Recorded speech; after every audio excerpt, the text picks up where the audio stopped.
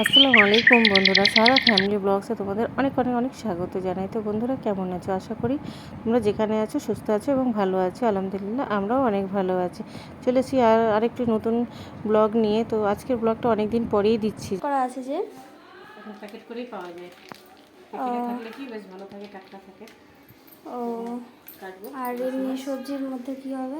সবজি ইলিশ ইলিশ মাছ। মাছটা রান্না হবে দুই রকমের, আলু কচু দিয়ে হ্যাঁ। আর একটা হবে সর্ষে বাটা। ও আর ওদিকটা বসিয়েছি পটল ভাজা। হুম। আর ওইদিকে ভাত হয়ে গেছে আমার রান্না। আর হয়েছে কাঁকড় ভাজা, আলু ভাজা। আজকে রেসিপি এটাই। একটু তাড়াতাড়ি করে রান্না করে যাব। কোথায় যাবা? যে বাড়িতে মিস্ত্রি কাজ করছে, ও ওখানে যাবো হ্যাঁ। একটু দেখতে যে মিস্ত্রি কতটা কি করলো না করলো। আর যাবো একটু ডাক্তারের কাছে। কার ডাক্তার? ওই যে রুমে নানিকে নিয়ে যাবো, ওর তো শরীর খারাপ, ওকে নিয়ে যাবো একটু ডাক্তারের কাছে। আচ্ছা, ওই জন্য তাড়াতাড়ি করে রান্না বান্নাটা সেরে নিচ্ছি। ঠিক আছে, করো। তো তোমরা এখানে দেখতেই পাচ্ছ আমি মাছ কাটা শুরু করে দিয়েছি।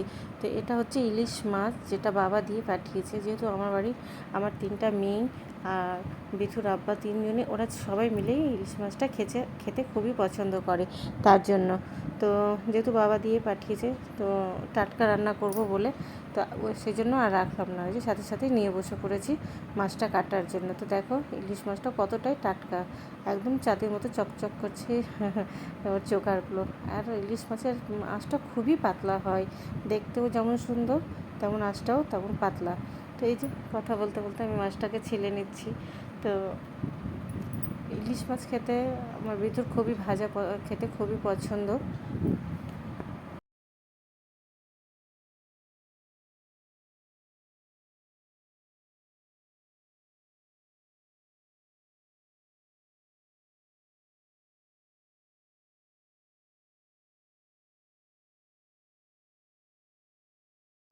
তো এই জায়গায় দেখো আমি মাছের পিস করার জন্য আগে মাছের মাথাটাকে কেটে নিলাম।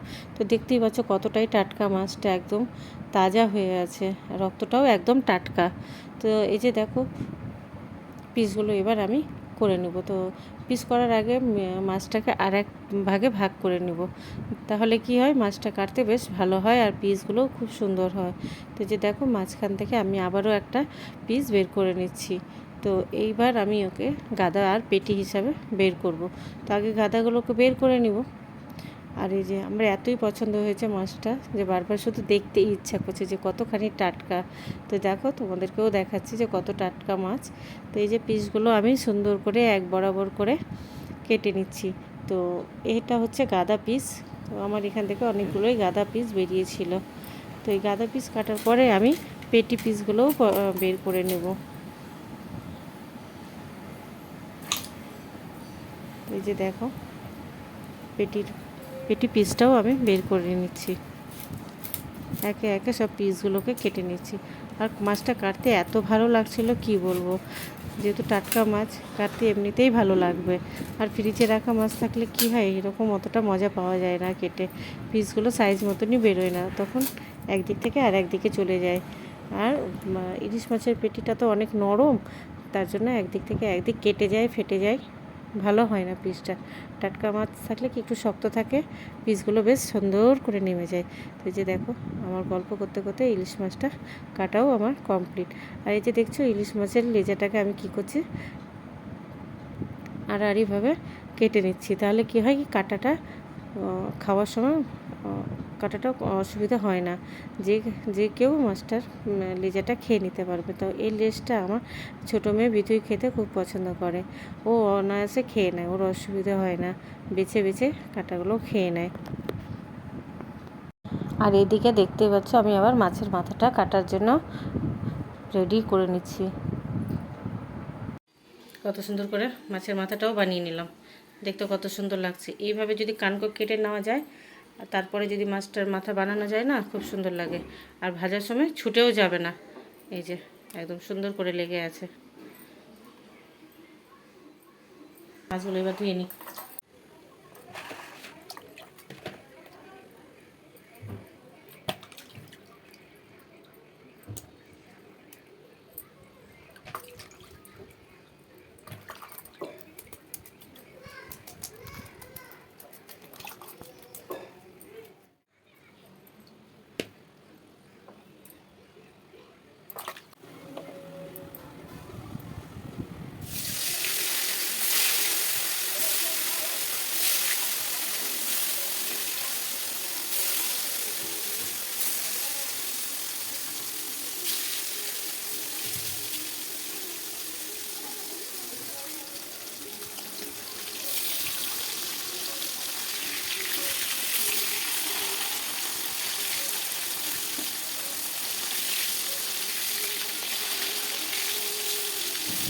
ভাজাভাজি কমপ্লিট করে নিচ্ছিলাম।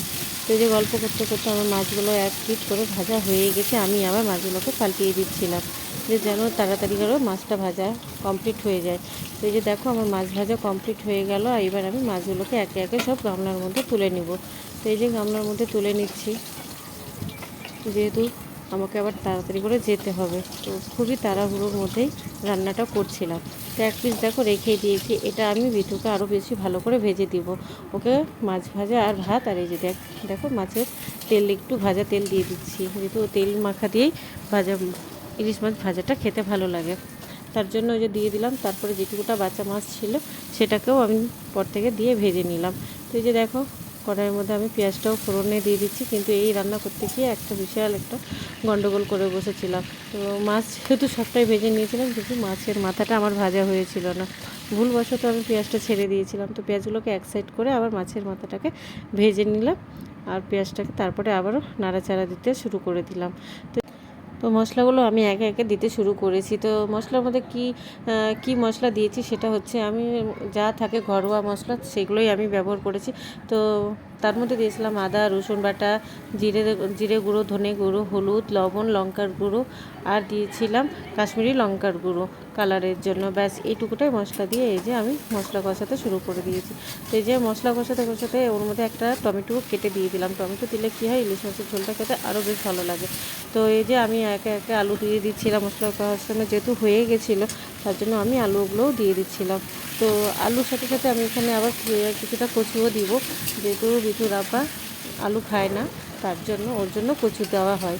তো যেহেতু আলু খায় না বলে আমাকে কচু দিতেই হবে, তো একটু লাগিয়েই দিলাম, কারণ আবার আমরাও একটু একটু করে সবাই 2-1টা করে কচু খাবো, তার জন্য। তো আলু আর কচু দিয়েই ঝোলটা আমি কষিয়ে নিচ্ছি। তো দেখো আমার মশলা কষানো কমপ্লিট, এবার আমি মাছের ঝোলটা দিয়ে দিলাম। তো ঝোলটা ফুটে উঠেছে, এবার আমি একে একে মাছগুলোকে দিয়ে দিলাম। তো এদিকে তরকারিটা হোক, তরকারি হতে হতে আমি এদিকে বাড়িতে কিছুটা শশা রাখা ছিল, সেই শশাগুলোকেও আমি ছিলে স্লাট করে নিচ্ছিলাম। তো এই যে দেখো শশাগুলো আমি ছিলে নিচ্ছিলাম। তো আমার শশা কাটা কমপ্লিট।